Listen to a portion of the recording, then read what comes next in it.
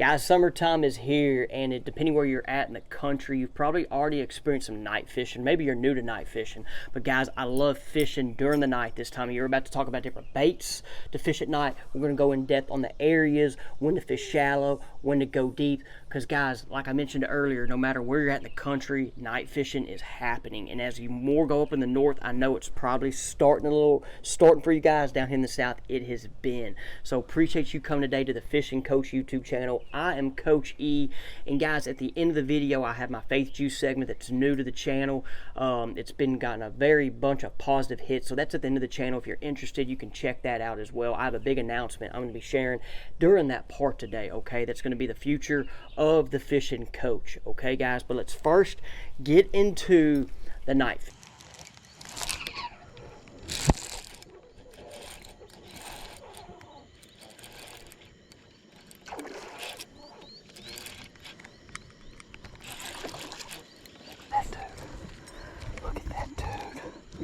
Look at that dude, boys and girls.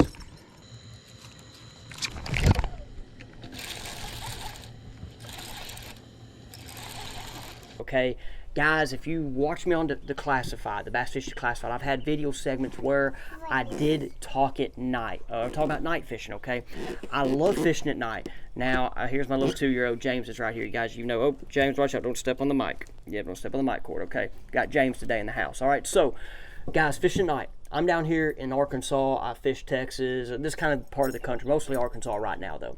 But, guys, fishing at night, it is kind of an understanding of where to fish, why the fish are there, and why are they feeding at night. Typically, guys, you always hear, and I kind of believe this in a way, there are some fish that only feed at night, okay? And definitely in those clear waters, it seems like they're easier to catch at night, okay? Yes, James, a lot of baits. You're coming up here with your baits? Okay. A lot of baits in the boat, okay? So guys, you hear about there's these groups of fish that only feed at night.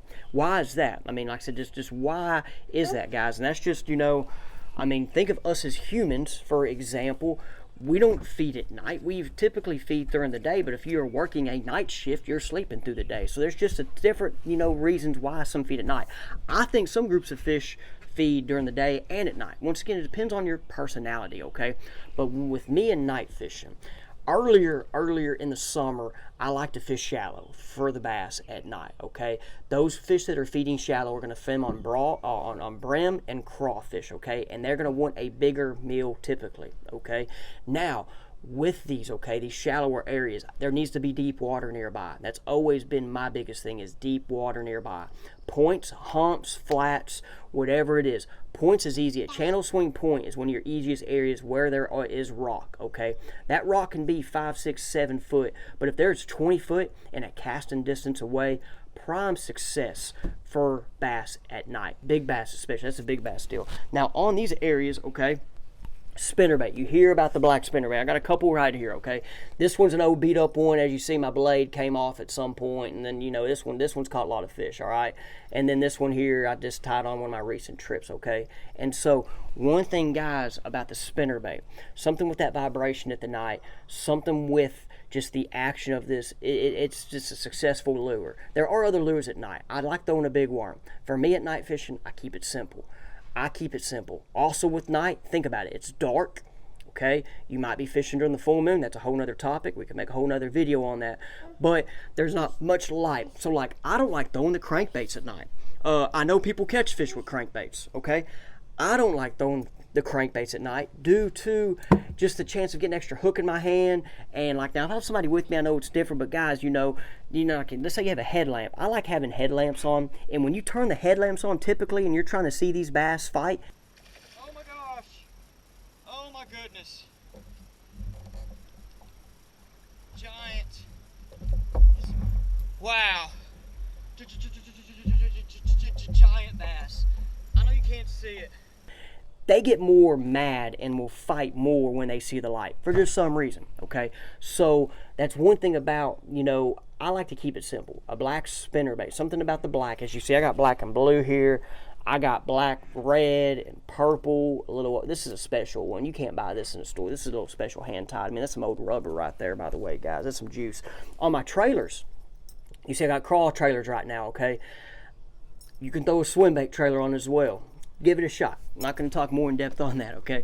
I like throwing swim bait style trailers on it as well, guys. But now the brush piles. I'll fish shallower brush piles in earlier summer, okay? And once again, guys, I'm not afraid to throw this and hit the brush pile with this guy, because then I'm trying to create that reaction strike as well. Okay, guys, but now as the summer gets going and it gets hotter and hotter and hotter, that's when I'm going to start fishing deeper. I'm going to start finding that thermocline, fishing above it, trying to find your deeper brush piles, your deeper drops, deeper areas, and that's just typically how my success goes in this early summer period like we're at right now. Shallower, the better, okay? But now, one thing too, guys, is grass. My lakes here got grass.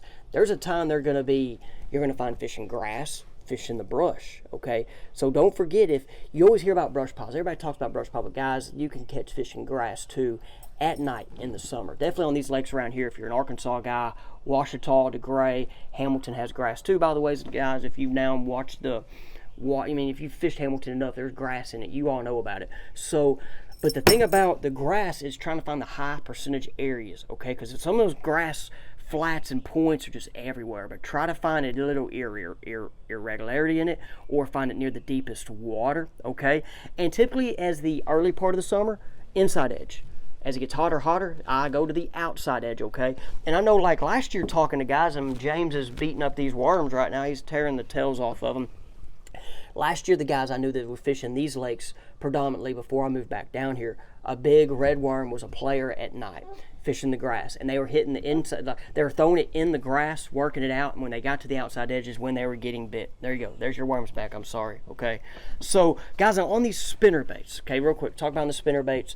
I like throwing a heavy rod, 7.6 heavy. I actually throw my flipping rod. It's an extra heavy fast, but you can throw it on heavy rod, medium heavy, but I like going heavy. I throw it on fluorocarbon anywhere from 16 to 20. Fishing these typically around rock and brush. I like to kind of go heavier line. Some guys I know throw it braid. I've never been a braid guy. Are you a braid guy? Not me though. Not me personally, okay? So with that, on the night fishing. Now, a couple other things about fishing at night. We got to be safety. You got to be safe, okay? Kill switch, life jacket, okay? Guys, that's one thing at night. Your lights, have your night nav lights, okay? Be very, very precautious. One thing I like to do at night, guys, I've shared with those before, and they've been like, wow, I never thought about that. Some people mention how they can't use their graphs at night because it's so bright, okay? And they just can't see looking at the graph and up, so they just turn them off. Guys, you can turn your brightness down on these units. Like, you might turn that thing down to 10 to 15% to get it very, very low light. You can see your units up front while you're fishing and not be just, messed up. So that's one thing that I've talked to guys that are very experienced, and they're like, oh, I never thought about that. They just kept them off. And I'm just like, man, there's a brightness on your Garmin. You can just hit the power button once, don't hold it, hit the power button, there's a brightness there. Lowrance is the same way. Humminbird, I'm pretty sure it's there. I haven't messed with the Humminbird in a while on the brightness, but I'm pretty sure it's there as well. So guys, when that's something you can play with as well as the brightness. Something else about fishing tonight, talking about lights.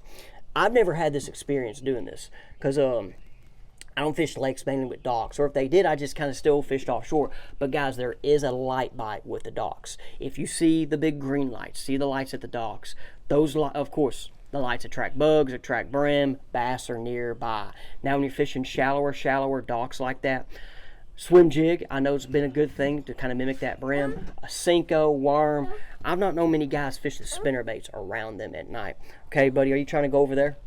Guys, we appreciate it. I'm now about to get into the Fish and Juice segment and my announcement for the future of the fishing coach. Okay, guys, now we're into the Fish and Juice segment. I appreciate all the positive feedback I've had so far. Got me a little scripture I'm going to share with you guys today that's kind of hit me hard in recent years. It might be something that you struggle with or something as well, okay? So, guys, before we get into that, though, I'm going to share my new opportunity, okay? The Fishing Coach YouTube channel is still going to be going. I'm still going to be making content for this channel, but I'm going to be dropping some of my other that kind of jobs I've been doing. I'm still going to be guiding right now, but as I get into this new career, my guiding's going to be just a little less, and my lessons might be a little less, okay? I say a little less, a lot less. But I'm working with the Fellowship of Christian Athletes in the outdoor segment. With the Fellowship Christian Athletes Outdoors, I'm going to be going into these schools in my area to start off, and eventually we're going to work it throughout Arkansas. But I'm going to be going in these schools, finding kids that fish and hunt, minister to them, Hopefully we're going to get to where I'm taking these kids fishing and they never have to, pay me anything. But it's going to give me a chance to go into schools, find these kids and serve, okay? Try to find kids and minister them, help kids today. Guys, if you know kids, these young teenagers, these young adults, I think they have it harder than ever right now. And I say harder than ever. We not as in like we have all these things, phones and all this stuff, but they have more distractions. They have more people influencing them than ever, okay? Part of the phone, part of all this technology. So one thing with me is just going there, being a positive role model for these kids and trying to show them how my life will not be today if it was not for the Word. Okay, guys? So if you're interested in hearing more about this, I'd like to talk to you. How I'm going to do this is I have to fundraise my salary. That's what we do. It's like, your pastors at church, your ministers, they raise their salary, they raise their support. So I'm going to be looking for people that want to be a part of my team. And I have a link down below. If you want to go ahead and check it out, you can. But I'd rather talk to you personally. I'd rather have a meeting, have lunch, dinner, breakfast, or of course, if you're in another state, we can FaceTime. I'd like to share with you more what I'm going to be doing and seeing if you guys are interested to be a part of my support team, okay? How you can contact me is through my Jimmy Easterling Fishing Facebook page. Send me a message. We'll set up a meeting. Or if you're just like, hey, Jimmy, I just want to donate. I enjoy it. I want to support you and what you do. Well, then, guys, sorry, right there. Then, guys, my link's down there. You can go ahead and sign up, and then I'll be reaching out to you once this all gets in and gets up to me, okay? But appreciate it. So, guys, today we're going to talk about forgiveness, okay? James, yes, the baits are down there. Let me get James's baits, okay?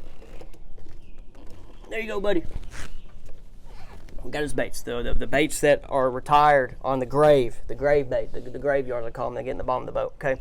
So, guys, on forgiveness, okay? I'm going to talk about forgiveness today. I'm going to share a little verse right here. James, be patient, James. We talked about this the other day. Okay, James, here we go. Guys, the scripture I'm going to share is Ephesians 4:32. Be kind and compassionate to one another, forgiving one another, just as God forgave you. Okay, so one thing, guys, there's been times me growing up where it's hard for me to forgive somebody. It's hard for me to forget that they did this to me or did that to me. Okay, it could be a family member, it could be a friend, it could be someone that I just say, listen, I do not like, right? Because they've done stuff to me.